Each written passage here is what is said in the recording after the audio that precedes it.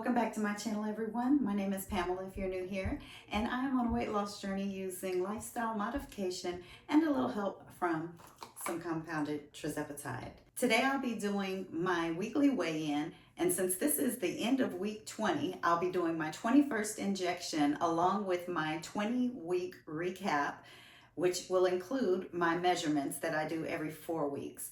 So if you're interested to see not only how much weight I've lost, but how many inches I've lost in my first 5 months on compounded tirzepatide, make sure you stick around.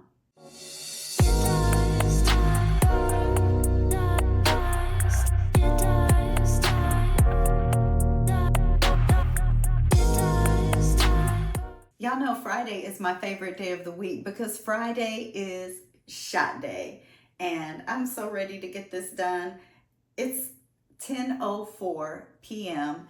and I am exhausted. I've been up since before 5 a.m. I'm just ready to get some rest. So let's get right into it. I have my prescription right here, and I'm currently on 5 milligrams, which for my compound is going to be 50 units. So I'm going to clean off the top of my vial first with a fresh alcohol swab.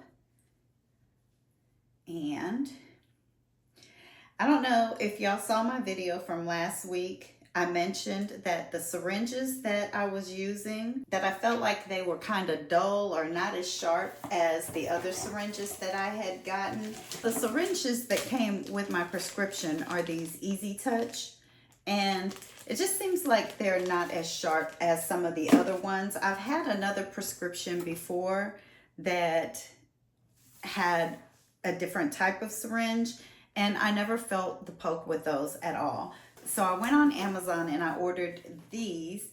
These are 31 gauge 5/16 inch needle, and these are also 31 5/16. So they're the same size, but I wanted to try this one today and see if there's any difference. I'm gonna go ahead and draw up my syringe, and again, it is gonna be 50 units. So I'm going to take off the plunger cap and I'm going to draw this back to the 50 unit mark, and then take the cap off of the needle. So I'll put the needle straight down in the center of the little ridge that's on the cap, and I'm going to press that air in, and then I'm going to draw this back to the 50 mark.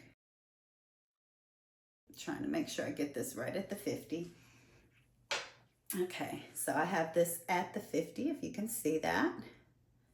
And I'm just gonna place this right here, get y'all situated, and then prep my spot. All right, so I'm gonna be doing my lower right abdomen today. So let me get a fresh alcohol swab and let me clean this.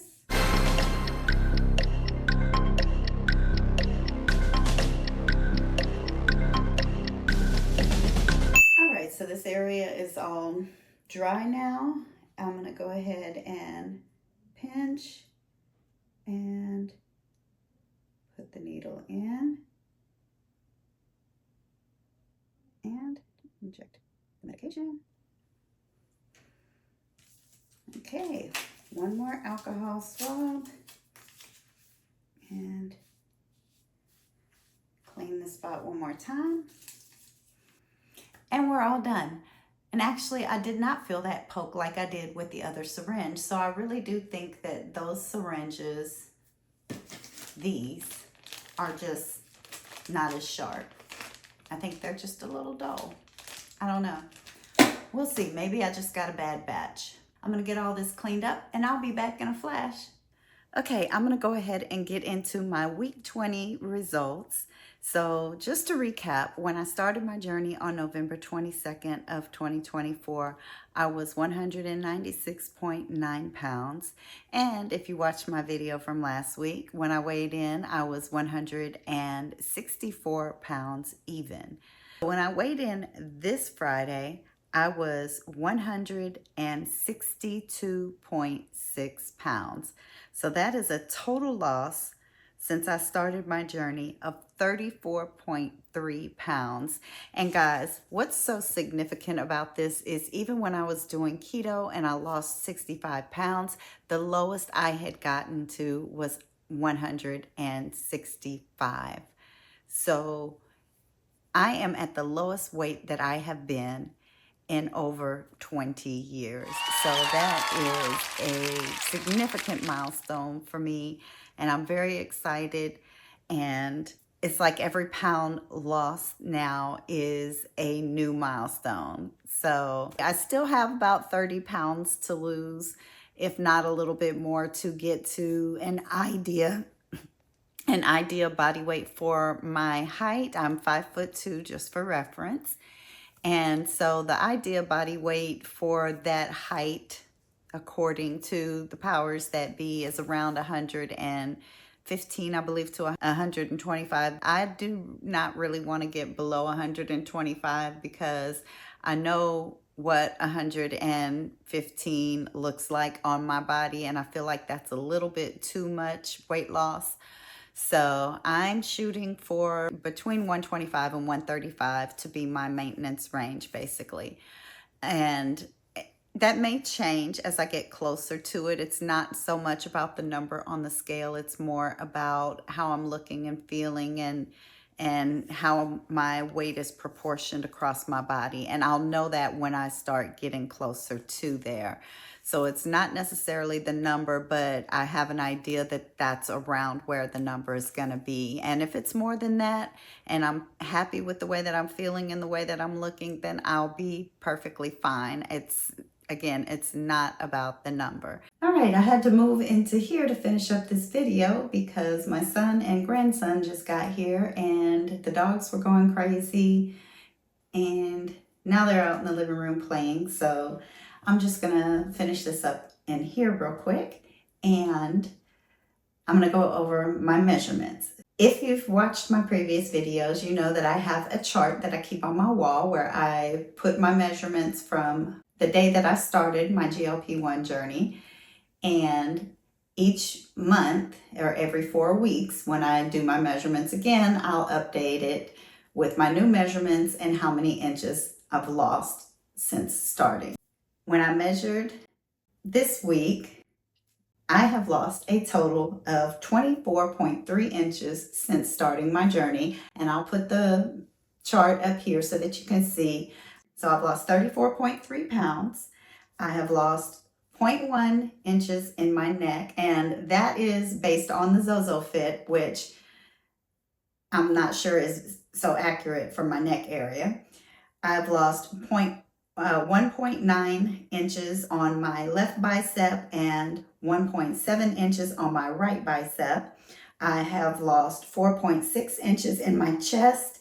I've lost 4.1 inches in my waist. And this one I'm a little sad about. I've lost 5.8 inches in my hips. Y'all, I'm getting Ozempic booty, and I'm not happy about it. I will be doing some squats and any kind of glute exercises coming up to help build that back up, because I don't want to lose any more on my booty. I've lost 3 inches on my left thigh and 3.1 inches on my right thigh. So those are some amazing numbers. I'm really ecstatic about that, except for the booty part. But again, I'm thrilled with my progress. I'm happy with the way everything is going. My weight loss is great. My inches lost have been great. And I did want to mention something. Somebody commented on my video from last week, and it really touched me because it's something that we don't really always think about. Y'all know I'm trying to increase my calories because since being on this journey, I've been struggling to even get in 1,000 calories some days. So I'm trying to gradually bump it up. I don't want to just overwhelm myself and go from 1,000 calories to 1,800 calories, which is my ultimate goal, because my body will probably be like, what the heck? So I'm trying to go in 200 increments. So I'm bumping it up to 1,200, and I'm doing fairly good with that. Some days I'm getting 1,400. Some days, I think yesterday I probably got about 1,600. So some days I'm getting substantially more. but I'm trying to gradually bump it up so that I can get closer to the 1800. And Dee Dee from Downsizing Diva left a comment saying, don't be afraid to eat more. Your body needs fuel. I know you know this, but just a reminder, I'm going through the same thing. And I think that a lot of times we do tend to forget that because we've heard for so long, especially those who are battling with the disease of obesity, have heard for so long, eat less, eat less, eat less. So it's always that mentality of calories in versus calories out. As long as you're burning more calories than you're taking in, then you should be fine. So the thought is, if you're only burning 1,400 calories, then eat 1,200 calories. And that's not necessarily the way to think about it.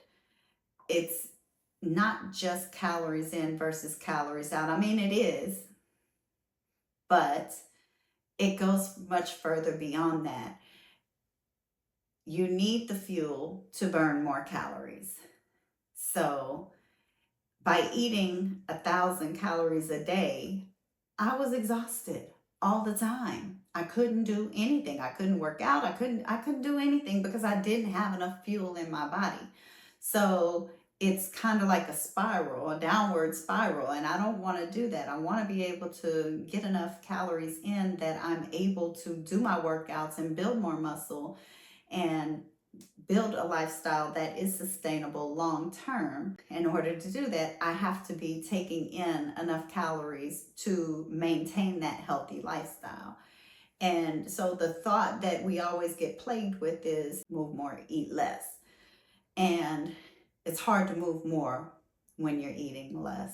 Basically, I wanted to share that to say that, yes, I know that it's not always about the eat less mentality, but sometimes it is good to have a reminder because it's been ingrained in our minds so much that we need to eat less, that we're just overweight because we're overeating. Sometimes you got to eat more to move more, then you'll burn more. So thank you, Dee Dee, for sharing that, because I did need the reminder that it is okay to eat more.